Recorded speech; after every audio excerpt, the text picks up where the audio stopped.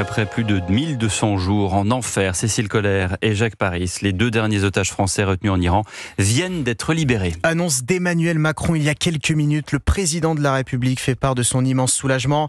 Bonsoir William Molinier.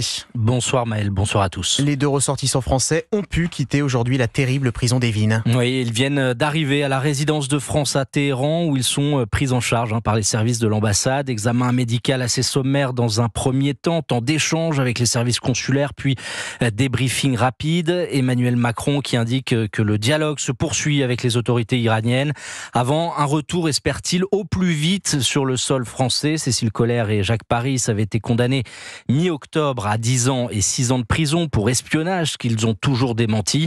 Cela fait 3 ans qu'ils ont été arrêtés alors qu'ils avaient rencontré des enseignants iraniens en grève dans le pays. La tenue de ce procès avait été interprétée côté français comme un signe encourageant d'une prochaine libération parce qu'aucun citoyen étranger détenu en Iran n'a été échangé avant d'avoir été jugé par la justice iranienne qui tient à afficher un minimum de légalité. En contrepartie, la France pourrait renvoyer une ressortissante iranienne arrêtée pour apologie du terrorisme. Elle est aujourd'hui sous contrôle judiciaire et son procès est prévu à Paris en janvier. Reste à savoir dans quel état de santé sont Cécile Colère et Jacques Paris après 1200 jours de détention dans des conditions de détention très difficiles, dans une des prisons les plus dures du régime iranien.